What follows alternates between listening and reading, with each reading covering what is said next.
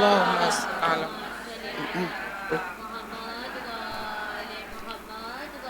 نعرہ حیدری حیدری، نعرہ صلوات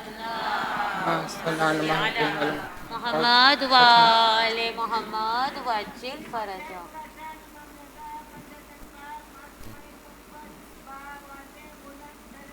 اللہم صل علی محمد وآل محمد وعجل فرجہ.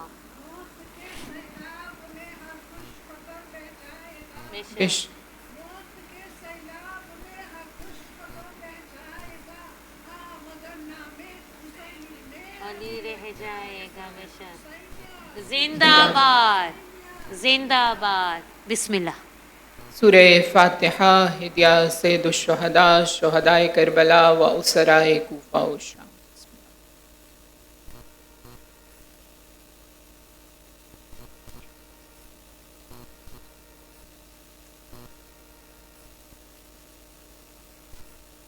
برائے تعجیل ظہور امام زمان عجل اللہ تعالی فرجہ الشریف بلند ترین ہدیہ الصلوات.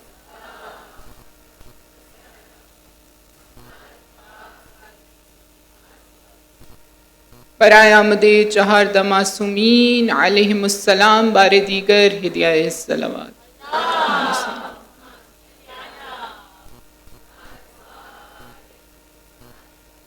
برائے قبولیت محفل پرخلوص سے ہدیہ الصلوات.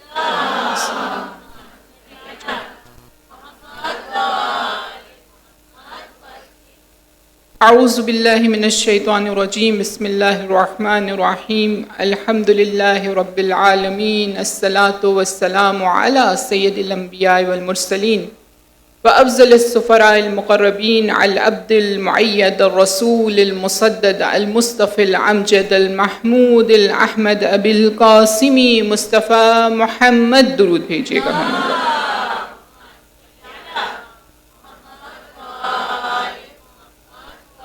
صلی اللہ علیہ وآلہ المعصومین والائمۃ الہداۃ المہدیین الراشدین المنتجبین لا سیما لا بقیۃ اللہ فی ارضہ وحجتہ علی العالمین عجل اللہم لہ الفرج.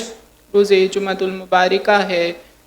متوقع روز ظہور امام مہدی کے ظہور میں تعجیل کو پروردگار سے طلب کیجیے. عجل اللہم لہ الفرج عجل اللہم لہ الفرج عجل اللہم لہ الفرج ورحمۃ اللہ علی محبیہم ولعنۃ الدائمۃ علی اعدائہم اجمعین. برائے استجابت دعا صلوات.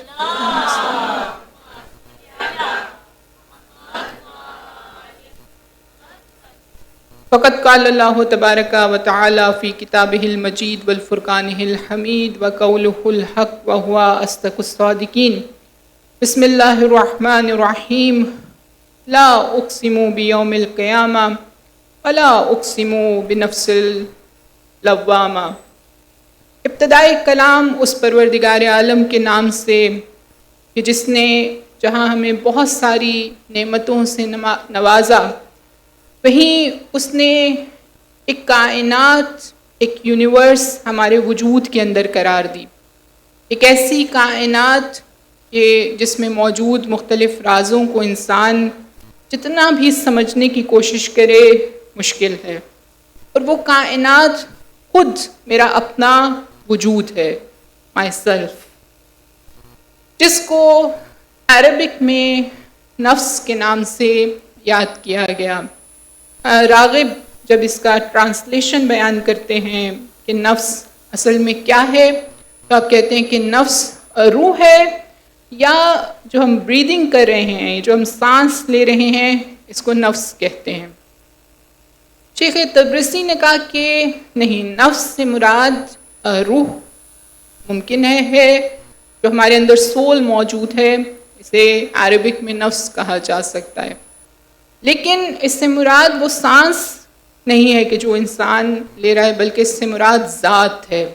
تو یہ ایک الگ بحث ہے اور اس کی ٹیکنیکل گفتگو کے اندر میں داخل نہیں ہوں گی. لیکن آج انشاءاللہ اسی سیلف ورتھ کو سمجھنے کی کوشش کریں گے. یہ جو میری قیمت ہے، یہ جو میری حیثیت ہے، یہ جو میرا مقام ہے، یہ جو میرا مرتبہ ہے، اس کو سمجھنے کی کوشش کریں گے. ہم نے بہت سارے سلوگنز کو اٹھایا کہ میرا یہ حق ضائع ہوا، مجھے یہ حق نہیں ملا، میرا یہ حق اس کی ادائیگی نہیں کی گئی. لیکن امام کہتے ہیں کہ کبھی تم نے ان آوازوں کو سنا ہے جو تمہارے اپنے باڈی آرگنز بلند کر رہے ہیں. تمہاری آنکھیں کہتی ہیں تم نے میرا حق ادا نہیں کیا، تمہارے کان کہتے ہیں کہ تم نے میرا حق ادا نہیں کیا. تمہارے وجود نے جو حقوق کے حوالے سے ان کے پاس جو رائٹس موجود تھے، کیا اس پر تم نے اپنی ڈیوٹی کو پرفارم کیا ہے یا نہیں؟ اس کو سمجھنے کے لیے امام زین العابدین علیہ السلام کے رسالہ حقوق سے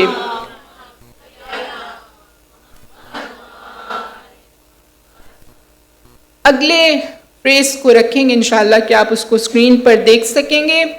وَأَمَّا حَقُّ نَفْسِكَ عَلَيْكَ فَأَنَا تَسْتَوْفِيهَا فِي طَاعَةِ اللَّهِ، اور حق جو تمہارے نفس کا یا تمہاری ذات کا تم پر ہے وہ یہ کہ تم اس کو تیار کرو، اس کو آمادہ کرو. بعض نے اس کی کمنٹری میں لکھا کہ اس کو اس طرح سے تیار کرو جیسے کہ آپ اپنے کسی غلام کو ٹرین کرتے ہیں. فی طاعت اللہ، اللہ کی اطاعت کے لیے اس کو تیار کرو. فَتُعَدِّي إِلَى لِسَانِكَ حَقَّهُ، پھر اپنی زبان کا حق اس کو دے دو.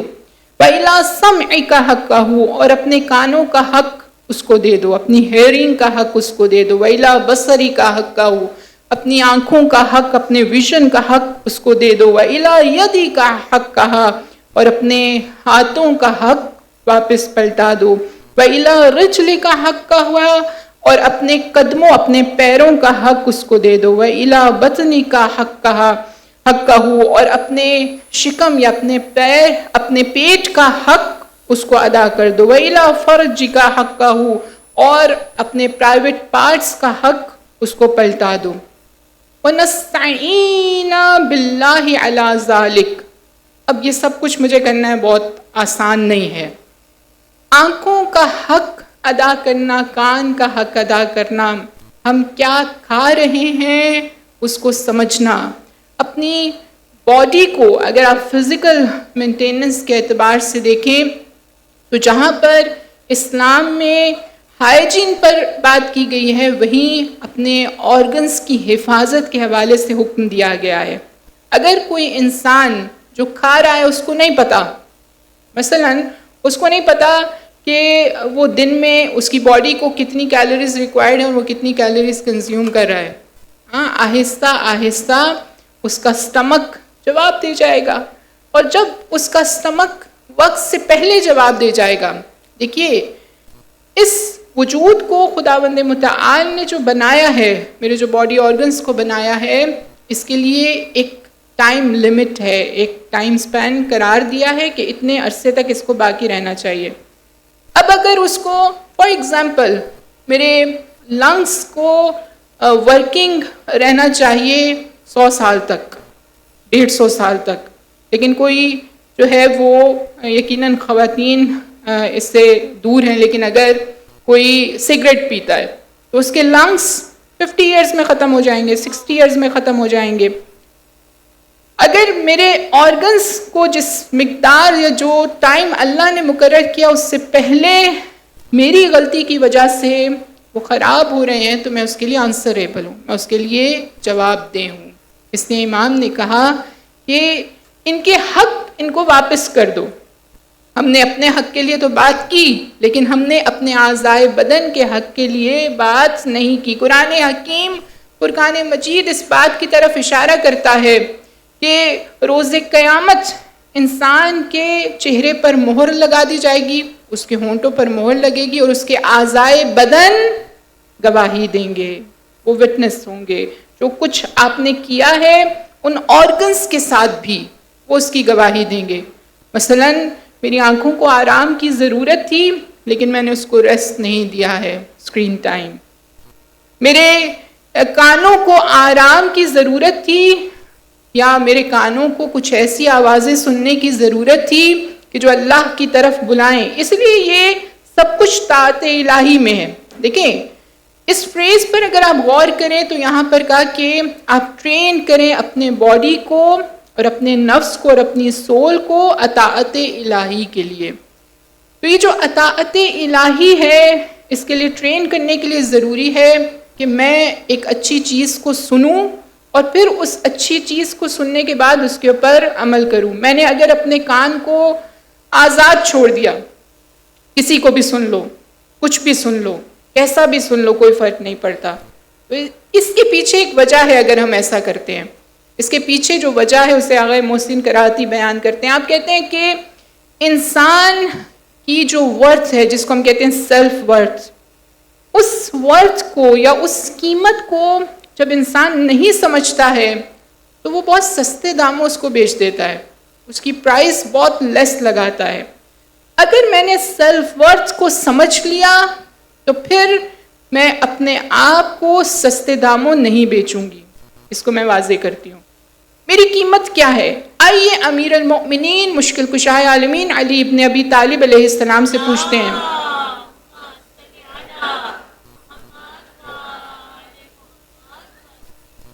مولا میری کیا قیمت ہے؟ تو امام فرماتے ہیں کہ تمہاری قیمت جنت سے کم نہیں ہے، اس سے کم قیمت میں اپنے آپ کو بیچنا نہیں بس۔ اور یہ جو کہہ رہے ہیں انہوں نے خود ایک بہت ہی بلند و بالا قیمت لگائی کہ جسے ہم نے قرآن میں کہا وَمِنَ النَّاسِ مَن يَشْتَرِي نَفْسَهُ ابْتِغَاءَ مَرْضَاتِ اللَّهِ، کچھ لوگ ایسے ہیں کہ جو اللہ کی مرضی کی خاطر اپنے سول کو، اپنے نفس کو بیچ دیتے ہیں۔ اور یہ کون سی ذات ہے؟ یہ وہ ذات ہے کہ جو شب ہجرت میں رسول گرامی کے بستر پر سوتی ہیں اور یہ سوال نہیں کرتے ہیں کہ یا رسول اللہ میری جان بچ جائے گی یا نہیں بچے گی، بلکہ سوال کرتے ہیں یا رسول اللہ کیا میرے اس عمل سے آپ کی جان بچ جائے گی یا نہیں بچ جائے گی۔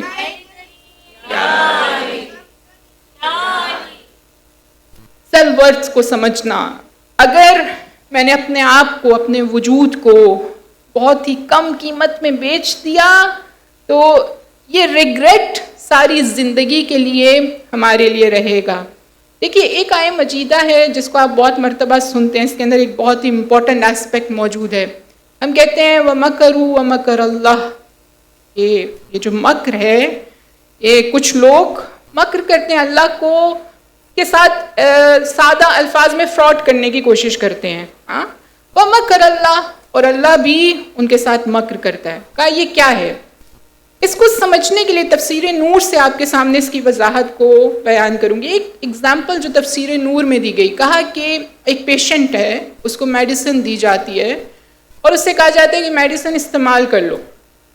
اب جب ڈاکٹر وہاں سے چلا جاتا ہے تو وہ سارے سیرپ کو پھینک دیتا ہے اور اس کے اندر پانی ڈال لیتا ہے، تھوڑا سا اس کو باقی رکھنے کے لیے اس کو صاف کر کے اس بوٹل کو رکھ لیتا ہے، اور جب ڈاکٹر آتا ہے تو اس سے کہتا ہے کہ میں نے یہ سارا کا سارا سیرپ پی لیا ہے۔ تفسیر نور کہتی ہے یہ مکروا ومکر اللہ بالکل ایسے ہی ہے۔ نقصان ڈاکٹر کو ہوا نہیں، نقصان تو پیشنٹ کو ہوا۔ یہ جو مکروا ومکر اللہ کا مفہوم یہ ہے، اللہ تو کسی کے ساتھ فراڈ نہیں کرتا نعوذ باللہ، تو اس کا مفہوم یہ ہے کہ اگر تم کوئی مکر کر رہے ہو، کوئی فراڈ کر رہے ہو، یا تمہیں لگتا ہے کہ اس کے ذریعے سے تم کسی لذت کو حاصل کر لو گے یا کوئی فائدہ حاصل کر لو گے، تو یہ فائدہ تمہیں ملنے والا نہیں ہے۔ بس یہ جو میری سیلف ورتھ ہے اس کو سمجھنا بہت ضروری ہے۔ آئیے قرآن حکیم فرقان مجید سے پوچھتے ہیں کہ میری قیمت کیا ہے۔ قرآن حکیم کہتا ہے لَقَدْ کرمنا بنی آدم، ہم نے بنی آدم کو ایک قیمت عطا کی، ایک آنر عطا کی، ایک رسپیکٹ عطا کی، ایک مقام عطا کیا۔ پھر قرآن کہتا ہے وَفَضَّلْنَا بنی آدم، میں نے بنی آدم کو سب سے زیادہ بافضیلت بنایا۔ پھر قرآن کہتا ہے انی جاعل فی الارض خلیفہ، میں نے انسان کو زمین پر اپنا خلیفہ بنایا۔ یہ کمانڈ پروردگار نے انسان کو عطا کی، یہ میری ورتھ ہے، یہ میرا مقام ہے۔ یہ میرا مرتبہ ہے. اس سیلف ورتھ کو اگر میں نے آج اس سسٹم کو ہی نہ سمجھا یا اپنی قیمت کو ہی نہیں سمجھا تو میں بہت سستے داموں اس کو بیچ دوں گی. اس کو مزید سمجھنے کے لیے ایک اور مثال آپ کے سامنے رکھوں گی. آغا محسن کراتی اس مثال کو بیان کرتے ہیں اپنی زندگی کے واقعات کو بیان کرتے ہوئے. آپ کہتے ہیں کہ ایک مرتبہ میں ینگ تھا اور ابھی کچھ عرصہ ہوا تھا مجھے عمامہ اور عبا پہنے ہوئے. ایک پبلک ٹرانسپورٹ کے اندر ایک بس میں جا رہا تھا. تو جیسے ہی میں وہاں پر بیٹھا تو اس بس ڈرائیور نے میوزک کو بند کر دیا. تو ایک شخص نے کئی انقلاب سے پہلے کا واقعہ ہے اور اس شخص نے مذاق اڑاتے ہوئے کہا کہ اس اخن سے اور اس مولانا سے مت ڈرو اور میوزک کو چلاؤ تاکہ ہمارا سفر تو اچھا گزر سکے. بس کہتے ہیں کہ اب میرے لیے وہ چیز باعث تکلیف تھی لیکن میرے پاس اور کوئی راستہ نہیں تھا. بعض افراد یہ سوال کرتے ہیں کہ اگر کوئی ایسی چیز ہے جو ہم سن رہے ہیں مثلاً کوئی غیبت ہے یا میوزک ہے اور میرے پاس اور کوئی راستہ نہیں ہے, میں وہاں سے اٹھ کر نہیں جا سکتی, تو اس کے لیے راستہ یہ ہے کہ یا تو آپ اپنے ذہن کو ہٹانے کی کوشش کریں اور اس کو ہٹانے کے لیے ذکر الہی کرتے رہیں, لا حول ولا قوت الا باللہ, یا بعض نے کہا استغفر اللہ ربی واتوب الیہ. ایک مرتبہ ڈرائیور میری جانب متوجہ ہوا اور اس نے مجھے مزید تیز کرنے کے لیے کہا کہ دیکھیے یہ میوزک تو آپ کو بہت تکلیف دے رہا ہوگا, حرام ہے سننا.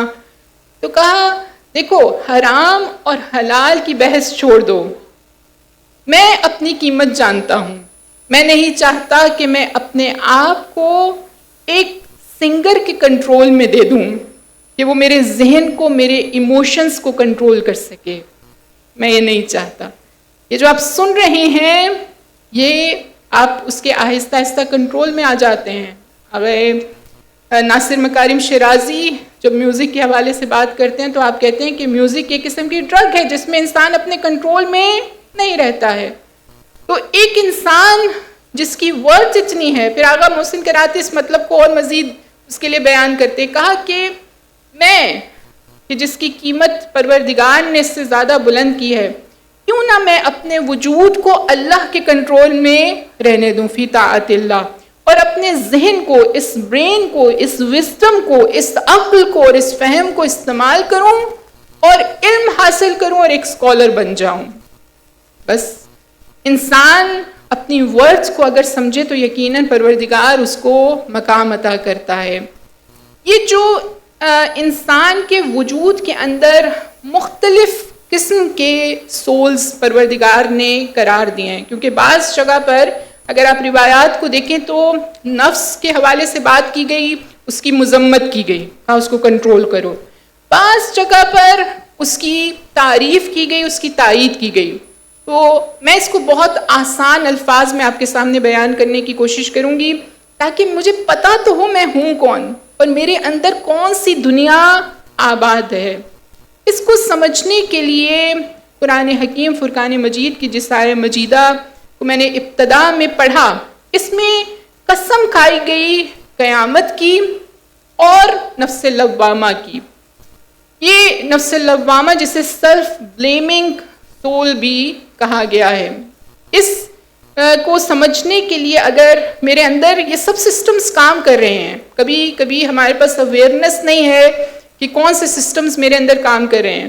جب مجھے اویئرنس نہیں ہوگی کہ میرے اندر کون سا سسٹم کام کر رہا ہے تو میں اس کو کنٹرول نہیں کر سکتی ہوں.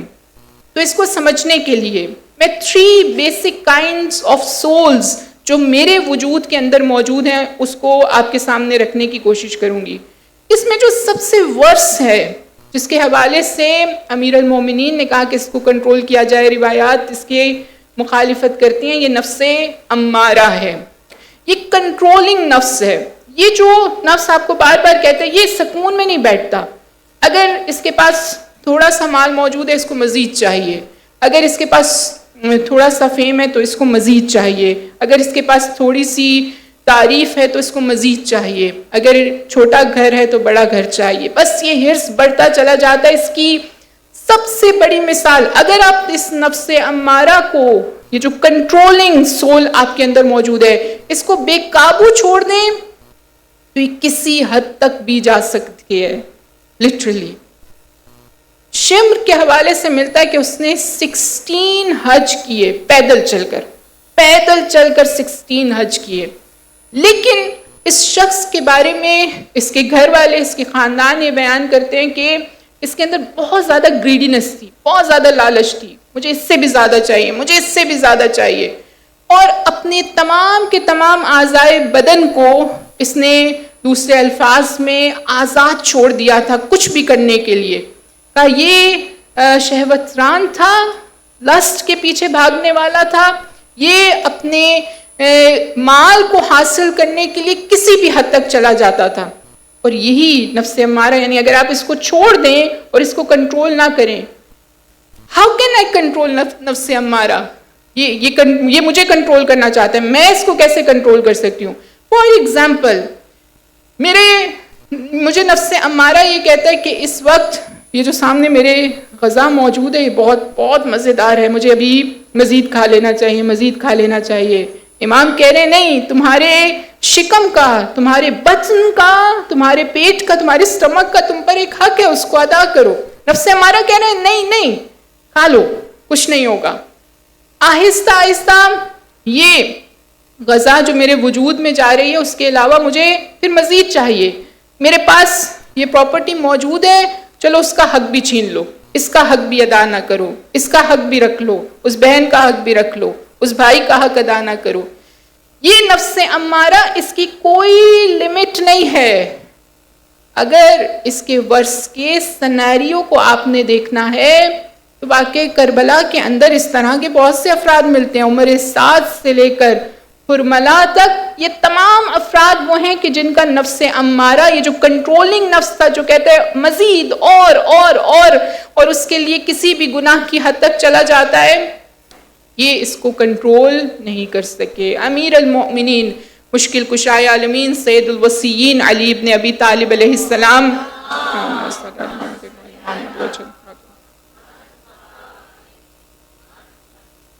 ارشاد فرماتے ہیں، آپ کہتے ہیں کہ نفس امارہ، یہ جو کنٹرولنگ سول ہے، یہ ایک سرکش گھوڑے کی طرح ہے. یعنی ایک ہارس ہے، اگر آپ کو ہارس رائڈنگ کے حوالے سے کچھ پتا ہو تو اس کو ٹرین کیا جاتا ہے، اور اس ٹریننگ کے تحت، یعنی امام نے جو مثال دی یہ اس لیے دی کیونکہ کوئی ہارس جس کو اگر آپ ٹرین نہ کریں وہ آپ کو بھی نقصان پہنچا سکتا ہے، املاک کو بھی نقصان پہنچا سکتا ہے. اسی کو اگر آپ ٹرین کر لیں تو وہ آپ کے ایک اشارے پر کبھی لیفٹ جائے گا، کبھی رائٹ جائے گا، کبھی سیدھا جائے گا. تو یہ کنٹرول کرنا پاسبل ہے. اس لیے امام نے اس مثال کو بیان کیا، کہ یہ ایک سرکش گھوڑے کی مانند ہے، اگر تم اس کو قابو نہیں کرو گے تو یہ تم پر سوار ہو جائے گا اور یہ تمہیں کہیں بھی لے جائے گا، اور اس کی انتہا، جو اس کی ڈیسٹینیشن ہے نفس امارہ کی، وہ جہنم ہے. اور اگر تم نے اس پر قابو پا لیا تو تم اس پر سوار ہو جاؤ گے اور پھر یہ تم پر قابو نہیں پا سکے گا، اور پھر تمہاری منزل جنت اور بہشت ہے. دوسرا جو سول ہمیں نظر آتا ہے وہ نفس مسولہ ہے، کہ جسے قرآن حکیم فرقان مجید میں حضرت یوسف کے واقعے میں بھی بیان کیا گیا. بے شک آپ کو ان کے نام یاد نہ رہیں، لیکن جو چیز امپورٹنٹ ہے وہ مجھے پتا ہو کہ میرے اندر کون سا سسٹم چل رہا ہے. ایک نفس ہے، ایک سول ہے جو مجھے کنٹرول کر رہی ہے. ایک سول ہے جو مسولہ ہے. مسولہ کا مطلب ہوتا ہے، یہ تصویر سے اس کا مطلب یہ ہوتا ہے کہ آپ کو چیزوں کو بیوٹیفائی کر کے دکھاتی ہے، ٹیمپٹنگ بناتی ہے، اس کو خوبصورت کر کے دکھاتی ہے، آپ کو لگتا ہے یہ بہت اچھا کام ہے. حضرت یوسف کے واقعے کے اندر سورہ یوسف کی آیت نمبر 18 میں اس سولت کا لفظ استعمال کیا گیا، اور یہ واقعہ اس حصے میں سورہ یوسف کے جب بیان کیا گیا تو یہ حضرت یعقوب کی اس کیفیت کو بتاتا ہے کہ جب حضرت یعقوب کو ان تمام کے تمام بھائیوں نے اس کرتے کو لا کر دیا جس پر انہوں نے ایک خون نما رنگ کو لگا رکھا تھا تاکہ پریٹینڈ کر سکیں کہ حضرت یوسف کو وہ مر گئے ہیں اور ان کو جو ہے وہ ختم ہو گئے ہیں، بھیڑیا کھا گیا ہے. اس موقع پر حضرت یوسف نے کہا یہ جو تم نے کیا ہے، یہ جو تم نے کیا عمل، یہ تمہارے لیے سولت ہے، یعنی اس کو ٹیمپٹنگ تمہارے لیے بنا دیا گیا، یعنی تمہیں لگا اچھا ہے اس بھائی سے کیونکہ بابا بہت محبت کرتے ہیں، تو یہ جو حسد ہے، حسد کا فیکٹر، یہ زندگیوں کو، خاندانوں کو، نسلوں کو تباہ کر دیتا ہے۔ یہ حضرت یعقوب اور حضرت یوسف کا واقعہ اس بات کی طرف اشارہ کرتا ہے، کہا کہ یہ جو ٹیمپٹنگ تمہارے لیے بنایا گیا، تمہیں لگا کہ اب تمہیں یہ محبت مزید مل جائے گی۔ یہاں پر رک کر میں آپ کو ایک پیغام دینا چاہوں گی، اگر زندگی میں آپ کو کبھی بھی کسی کے حوالے سے حسد محسوس ہو تو پہلے اس حسد کو ختم کرنے کے علماء نے مختلف طریقے بتائے، کہا کہ آپ اس کے نزدیک ہوں، اس کے قریب ہوں، اس سے گفتگو کریں، اس کے ساتھ مزید اچھا برتاؤ کرنے کی کوشش کریں، کیونکہ دشمن یہ چاہے گا کہ آپ اس سے دور ہوں، ٹھیک ہے، تاکہ آپ کو اس کو مزید، جب آپ دور سے کسی کو دیکھتے ہیں تو آپ کو مزید لگتا ہے، آپ اس کے اندر مزید برائیوں کو پاتے ہیں، لیکن آہستہ آہستہ جب آپ ایک فرینڈشپ موڈ کے اندر چلے جاتے ہیں تو وہ حسد کم ہوتا چلا جاتا ہے۔ اس واقعے نے جو چیز ہمیں ایک پیغام کے طور پر دی ہے وہ یہ کہ بعض اوقات حاسد جو جیلس ہو رہا ہے وہ یہ سمجھتا ہے کہ ہم اس نعمت کو، اس بلیسنگ کو اس سے لے لیں، حضرت یعقوب کی محبت کو لے لیں اور اس محبت کو ہم خود جو ہے وہ حاصل کر لیں۔ لیکن ہوا کیا، اتنے سالوں میں حضرت یعقوب آئسولیٹ ہو گئے۔ حضرت یعقوب وہ جو محبت کرتے بھی تھے ان بیٹوں سے، اس محبت میں کمی آ گئی۔ تو پتہ چلا کہ اگر حسد کی وجہ سے کوئی انسان کسی کی زندگی کو خراب کرنے کی کوشش کرتا ہے تو اس کے ہاتھ بھی کچھ نہیں آتا ہے۔ ایک اور مثال جو اس سولت یا اس سول کی طرف اشارہ کرتی ہے، وہ سول جو چیزوں کو ہمارے لیے ٹیمپٹنگ بناتا ہے، یہ بہت بہت اچھا ہے، اس کو اس طرح سے انجام دے لینا چاہیے، اس فنکشن میں چلے جاتے ہیں، یہ بہت ٹیمپٹنگ ہے، بہت اچھا فنکشن ہے، چاہے وہ گناہ کی محفل ہو، چاہے وہ گناہ انجام دینے کا مقام ہو، وہ ٹیمپٹنگ بناتا ہے، اس کو بیوٹیفائی کرتا ہے اور ہمارے سامنے پیش کرتا ہے۔ اس میں سے ایک واقعہ سامری کا واقعہ ہے جسے قرآن نے بیان کیا، کہ جسے ہم نماز ذی الحج میں بھی جس آیہ مجیدہ کو پڑھتے ہیں، وَوَعَدْنَا مُوسَىٰ 30 لَيْلَةً وَأَتْمَمْنَاهَا بِعَشْرٍ فَتَمَّ مِيقَاتُ رَبِّهِ 40 لَيْلَةً۔ یہ حضرت موسیٰ علیہ السلام کو 30 ڈیز کے لیے بھیجا گیا، پھر 10 ڈیز کا اضافہ کر دیا گیا۔ بہت کوئکلی آپ کو صرف ایک مفہوم تک لے جانا چاہتی ہوں۔ اس کے پیچھے آپ کو پتہ ہے کہ سامری نے ایک بظاہر ایک بت بنا لیا، ایک بچڑے کو، کہ جس کو مختلف طریقوں سے اس نے بولنے پر مجبور کیا اور لوگوں کے سامنے اسے ٹیمپٹنگ بنایا۔ آپ دیکھیں بعض اوقات ایسا ہوتا ہے، یہ ہماری ڈے ٹو ڈے لائف کا ایک مسئلہ ہے، بعض اوقات ایسا ہوتا ہے کہ کچھ لوگ پریڈکشنز دیتے ہیں اور ان پریڈکشنز کو دیکھ کر بعض افراد ان کے پیچھے چلنا شروع ہو جاتے ہیں، اور ان کو لگتا ہے کہ یہ افراد، کیونکہ پریڈکشن ایک بہت ٹیمپٹنگ چیز ہے۔ آپ کو کوئی بتائے کہ آپ کی لائف میں فار ایگزامپل آپ کے 4 بچے ہوں گے، ہاں، آپ کی شادی جب ہوگی، آپ یہ تعلیم حاصل کریں گے، یہ سب کچھ آپ کے لیے ٹیمپٹنگ ہے، you want to know that. اس حوالے سے بہت سے واقعات ایسے ہیں کہ بہت سارے افراد گناہوں کی وادی میں وارد ہوتے چلے گئے ہیں۔ ہاں، ان چیزوں کو جاننا گرچہ حرام نہیں ہے، اگر آپ صرف جاننے کی حد تک جانتے ہیں اور آپ کو پتہ ہے کہ یہ حقیقت میں اللہ کے علاوہ اور کوئی نہیں ہے جو میری قسمت کو لکھ سکتا ہے، لیکن یہ ایک علم ہے جو ان کو عطا کیا گیا، لیکن اس کی وجہ سے اگر اس کو ٹیمپٹنگ بنا کر پریزنٹ کیا گیا اور آہستہ آہستہ انسان ان کو فالو کرنے لگے اور اس حد تک فالو کرے کہ گناہ کی وادی میں وارد ہو جائے۔ بس اس سامری نے یہ جو کام انجام دیا، اس کے حوالے سے کہتے ہیں کہ جب حضرت موسیٰ واپس آئے، انہوں نے سوال کیا تم نے کیا کیا ہے، تو اس نے بھی یہ کہا کہ میں نے جو ہے وہ اس کام کو خوبصورت اور اچھا اور زیبا پایا اپنے لیے۔ سورہ طٰہٰ اس کے حوالے سے گفتگو کرتی ہے۔ بس یہ ایک نفس ہے کہ جو انسان کو مصیبتوں کے اندر ڈالتا ہے۔ ایک اور نفس، اب مجھے پتا ہونا چاہیے کہ یہ کنٹرولنگ نفس مجھے کنٹرول کر رہا ہے، یہ نفس جو بیوٹیفائی کر رہا ہے بری چیزوں کو، گناہ کو میرے لیے، میں اس کے قابو میں ہوں یا یہ میرے قابو میں ہے. تیسرا نفس کہ جس کی خدا نے قرآن حکیم فرقان مجید میں قسم کھائی وہ نفس لوامہ ہے، سیلف بلیمنگ نفس. اس کو مرنے مت دیجیے. جب کوئی انسان کوئی گناہ انجام دیتا ہے، جس کو بعض افراد ضمیر کہتے ہیں، یعنی انسان جب کوئی گناہ انجام دیتا ہے تو اس گناہ کا احساس یہ نفس لوامہ بار بار انسان کو بلیم کرتا ہے کہ تم نے یہ گناہ کیوں کیا ہے، تم نے یہ غلطی کیوں کی ہے. جب یہ آواز آپ کے اندر آتی رہتی ہے تو آہستہ آہستہ آپ اس کو بہتر کرنے کی کوشش کرتے ہیں. یہ سورہ قیامت کی جو ابتدائی 2 آیات ہیں یہ اشارہ کرتی ہیں، جو اگر آپ دیکھیں تو 2 قسمیں کھائی گئیں، ایک روز قیامت کی اور ایک نفس لوامہ کی. ان دونوں کے درمیان میں کنیکشن ہے.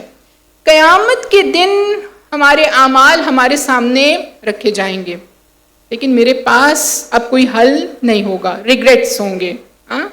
اسی لیے ڈے آف ججمنٹ کو ڈے آف ریگریٹس یا یوم الحسرہ کہا گیا ہے. لیکن یہ جو نفس لوامہ ہے، یہ اس کی خصوصیت یہ ہے کہ میرے وجود کے اندر اللہ نے اس کو رکھا ہے، اور جب میرے اندر یہ ریگریٹ آتا ہے تو اس کو ٹھیک کرنے کا موقع اللہ مجھے دے رہا ہے اسی دنیا کے اندر. میرے ذہن میں خیال آتا ہے کہ آج میری نماز قضا ہو گئی، یا آج میں اس عمل کو انجام نہیں دے سکا، آج میں نے اس کو اذیت پہنچائی، تکلیف پہنچائی.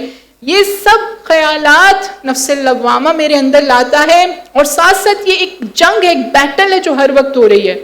ساتھ ساتھ نفس مسولہ کہتے ہیں کہ نہیں اس کے لیے ریزننگ دے گا، اس کے لیے کہے گا کہ نہیں کوئی بات نہیں، آج آپ بہت تھکے ہوئے تھے، کوئی مسئلہ نہیں ہے، کبھی کبھی ہو جاتا ہے.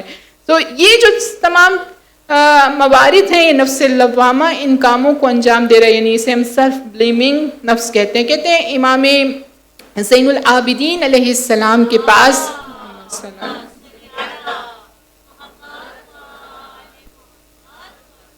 ایک شخص کو لایا گیا جس کا نام شہاب تھا. کہتے ہیں کہ اس کے خاندان والے بہت پریشان تھے اور کہا کہ یہ نفسیاتی مریض ہو گیا ہے، اور ہم اس کو اس وقت کے جو سائیکیٹرسٹ تھے ہم نے ان سے کنسلٹ کیا ہے، لیکن ہمیں کوئی خاص سلوشن نہیں ملا. امام نے اس سے گفتگو کی اور کہا کہ تم کیوں اپنے آپ کو اس اذیت میں رکھ رہے ہو، کیا کوئی خاص وجہ ہے؟ کیونکہ ہم ان اہل البیت کو مانتے ہیں کہ جن سے بہتر کونسلنگ اور کوئی نہیں کر سکتا ہے. امام نے جب اس سے چند گفتگو کی اور اس کے بعد امام اس نتیجے پر پہنچے کہ نفس لوامہ یہ سیلف بلیمنگ نفس اس شخص کو سکون سے نہیں رہنے دے رہا.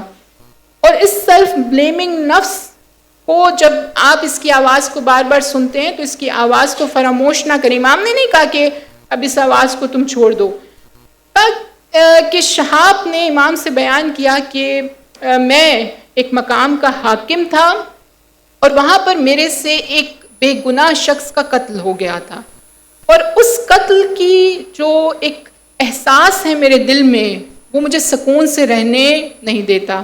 امام نے کہا کہ اس کے لیے راستہ ہے، تم بلڈ منی کو ادا کر دو، اگر وہ تمہیں قصاص کے طور پر سزائے موت نہیں دیتے تو تم بلڈ منی کو دے دو. کہا وہ دیت لینے کے لیے بھی، بلڈ منی لینے کے لیے بھی تیار نہیں ہیں. امام نے کہا کہ اس کے حل کو تلاش کرو، اور اس وقت میں جب یہ افراد اپنے گھر میں موجود نہ ہوں اس بلڈ منی کو ان کے گھر میں پھینک دو، کیونکہ تم اپنے آپ کو اذیت میں نہ رکھو. یا اس کو سمجھیے گا، اگر آپ کے ذہن میں کوئی بھی ایسا واقعہ ہے کہ جس واقعے کو آپ نہیں بھول سکتے، تو یہ یاد رکھیے کہ کوئی بھی ایسا گناہ نہیں ہے کہ جس کو پروردگار عالم زندگی میں معاف نہ کر سکتا ہو. خدا کی رحمت کے دروازے کھلے ہیں، لیکن اس گناہ کے بدلے میں جو کفارہ ہے یا اس کے لیے جو بھی طریقہ کار ہے اس کو اپنائیے. کہیں ایسا نہ ہو کہ وہ ہمارے ماضی کے تمام گناہ اکٹھے ہوتے رہیں اور میرا سیلف بلیمنگ نفس آہستہ آہستہ مجھے اس مقام پر پہنچا دے کہ ہم کسی نفسیاتی مرض کا شکار ہو جائیں. بس یہ نفس لوامہ ہے جس کو ہمیں بچانے کی ضرورت ہے. میں گناہ کر رہی ہوں تو میرے اندر سے آواز آنی چاہیے کہ ہاں یہ گناہ ہے، ورنہ ہم کسی بھی راستے پر جا سکتے ہیں. آخری نفس نفس مطمئنہ ہے، وہ نفس کہ جو پیسفل نفس ہے، سکون والا نفس ہے، ٹرنکویلٹی ہے جس کے اندر، یہ نفس کہ جس نفس کے حوالے سے امام جعفر صادق علیہ السلام ارشاد فرماتے ہیں،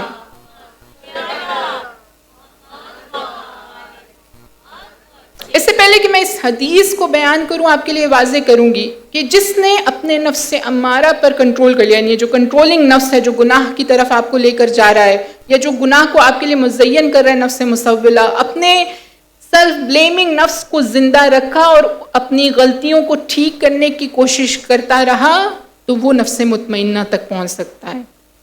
امام سے ایک صحابی نے سوال کیا، کہا کہ مولا جب کوئی مومن شخص اس دنیا سے جاتا ہے تو وہ کیا مناظر دیکھتا ہے؟ تو امام نے ارشاد فرمایا کہ جب کوئی اہل ایمان شخص اس دنیا سے جاتا ہے تو آخری وقت میں موت کی سختی اس کو پریشان کرنے لگتی ہے، اور وہ ملک الموت کو دیکھ کر خوف زدہ ہو جاتا ہے اور اپنی آنکھوں کو بند کر لیتا ہے، یہاں تک کہ ملک الموت کی ندا آتی ہے کہ اپنی آنکھوں کو کھول لو کہ تمہارے انتظار میں رسول گرامی امیر المؤمنین جناب فاطمۃ الزہرا، امام حسن اور امام حسین اور آئمہ علیہم السلام آئے ہیں۔ کہا اتنی دیر میں وہ اپنی آنکھوں کو کھولتا ہے اور ان شخصیات کے چہرے کی زیارت کرتا ہے، اور اس کے دل میں سکون اور اطمینان وارد ہوتا ہے، جن کی محبت میں اس نے ساری زندگی گزاری ہے، اب آخری لمحوں میں ان کا دیدار کر رہا ہے، اور اسی سکون کی کیفیت میں ہاتف کی ندا آتی ہے، یا ایتھا النفس المطمئنہ ارجعی الی ربک راضیۃ مرضیہ، اے نفس مطمئنہ پلٹ جا اپنے رب کی جانب، اس کیفیت میں کہ تو اس سے راضی ہے اور وہ تجھ سے راضی ہے۔ نفس مطمئنہ کی جو بہترین بزرگ ترین تفسیر ہمیں روایات میں ملتی ہے وہ ذات سید الشہداء ہے۔ ہم جب اطمینان کی بات کرتے ہیں، پیس کی یا سکون کی بات کرتے ہیں، تو ہمیں لگتا ہے کہ جب انوائرمنٹ سوٹیبل ہو، ویزیبل ہو، سکون ہو زندگی کے اندر ظاہری طور پر، تو پھر انسان نفس مطمئنہ بن سکتا ہے۔ نہیں، سید الشہداء نے اس کی ڈیفینیشن کو ہمارے لیے کربلا کی زمین پر تحریر کیا ہے اور بتایا ہے کہ اگر انسان نفس مطمئنہ بننا چاہے تو جوان بیٹے کا لاشا اٹھا کر بھتیجے کے بدن کے ٹکڑوں کو اکٹھا کر کے، اپنے بھانجوں کی لاشوں کو اٹھا کر، اپنے ننھے علی اصغر کے گلے میں لگے ہوئے تیر کو نکال کر بھی نفس مطمئنہ بن سکتا ہے۔ بڑی مشکل ڈیفینیشن ہے۔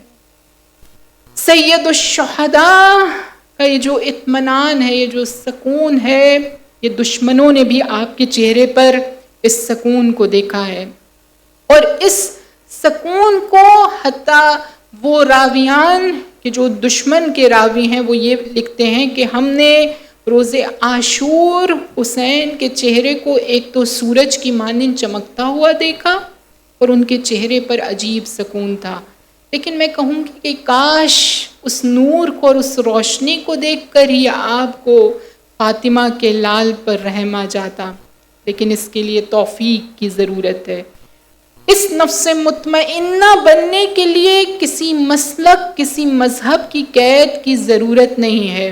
اس کی ایک مثال ہمیں شام کے راستے میں موجود دیر راہب میں نظر آتی ہے۔ وہ چرچ یا وہ عبادت گاہ کہ جس کے اندر کرسچن ایک راہب موجود تھا یا فادر موجود تھے، کہتے ہیں کہ جب یہ تمام کا تمام کاروان شام کے قریب اس دیر راہب سے گزر رہا تھا تو ان یزید کے لشکر والوں نے فیصلہ کیا کہ یہاں پر آج رات ہم استراحت کریں گے۔ کہتے ہیں جب یہ تمام کے تمام افراد وہاں پر بیٹھ گئے اور یہ لعین اپنے لیے غذا کا انتظام کرنے لگے، اور جب یہ غذا کھا رہے تھے تو دیر راہب نے اپنے اس عبادت گاہ کی کھڑکی سے دیکھا کہ ایک سر موجود ہے کہ جو نوکے نیزہ پر سوار ہے، اور اس چہرے پر ایک عجیب سکون اور ایک عجیب نور اور ایک عجیب روشنی ہے۔ راہب کہتا ہے کہ میں نے جب اس چہرے کے سکون اور روشنی کو دیکھا تو ایک مرتبہ میرے اندر یہ خیال پیدا ہوا کہ میں ان کے بارے میں مزید جان سکوں. ایک عجیب محبت کا احساس میرے دل میں آیا. اتنی دیر میں ہی میں نے دیکھا کہ ایک ہاتف ہے جو اس ندا کو بلند کر رہا ہے. اترجو امت محمد مصطفیٰ صلی اللہ علیہ وآلہ وسلم وقتلوا محمد وآل محمد وقتلوا حسین ابن علی. کیا یہ تمام کے تمام افراد کے جو امت محمد مصطفیٰ سے تعلق رکھتے ہیں کیا یہ شفاعت رسول کی امید رکھتے ہیں جبکہ انہوں نے حسین ابن علی کو شہید کر دیا ہے؟ اب جب میں نے اس ندا کو سنا تو میں مزید حیران ہوا، یہاں تک کہ جیسے جیسے رات گزرنے لگی ایک مرتبہ میں نے دیکھا کہ اس نوک نیزہ کے قریب فرشتے آسمان سے اترتے جاتے تھے اور کہتے جاتے تھے السلام علیک یا ابا عبداللہ الحسین. وہ طواف کرتے جاتے تھے. یہ طواف کہ جو فرشتے آج امام حسین علیہ السلام کے حرم مطہر کے قریب کر رہے ہیں اور روز قیامت تک کرتے رہیں گے، اس طواف کا آغاز آج قبر پر نہیں ہوا، بلکہ یہ روایت یہ بتاتی ہے کہ امام حسین علیہ السلام کا سر جس نوک نیزہ پر موجود تھا وہ بھی فرشتوں کے لیے زیارت گاہ تھی. بس کہا جب میں نے اس منظر کو دیکھا تو اب میں بہت حیران ہوا اور میں باہر نکلا اور میں نے ان سے سوال کیا. میں نے کہا کہ یہ کس کا سر ہے؟ کہا یہ ایک نعوذ باللہ باغی کا سر ہے کہ جس سے جنگ کر کے ہم ابھی واپس پلٹے ہیں. کہا ان کا نام کیا ہے؟ کہا ان کا نام حسین ہے. کہا ان کے والد کا کیا نام ہے؟ کہا ان کے والد کا نام علی ہے. کہا مزید تعارف پیش کرو. کہا یہ ہمارے رسول کے نواسے ہیں. جیسے ہی اس امر کو سنا تو ایک مرتبہ زمین پر بیٹھ گیا. کہا حضرت عیسیٰ کی کوئی اولاد نہیں تھی، اگر ان کی کوئی اولاد ہوتی ہم ان کو اپنے سر آنکھوں پر بٹھاتے. تم کتنے ظالم ہو کہ تم نے اپنے رسول کے نواسے کو اس بے دردی سے قتل کر دیا.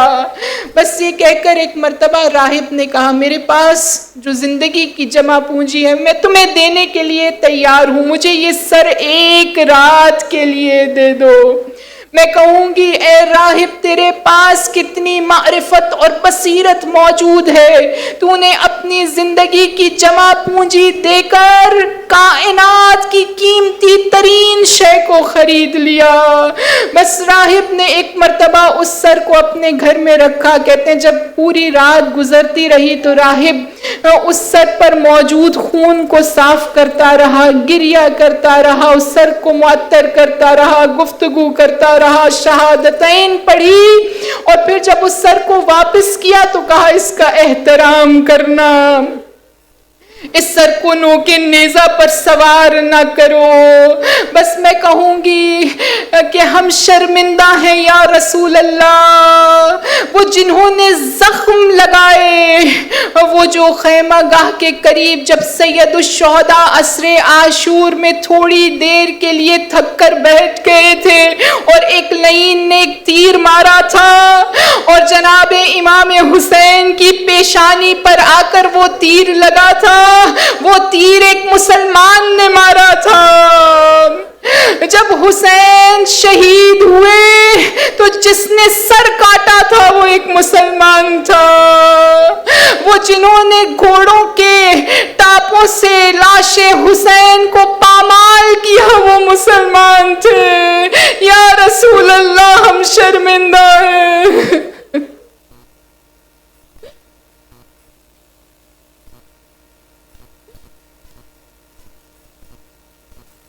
الا لعنت اللہ علی القوم الظالمین فسيعلم الذین ظلموا ای منقلب ینقلبون. خداوند متعال ہماری اس قلیل سی عبادت کو اپنی بارگاہ عزتی میں قبول و منظور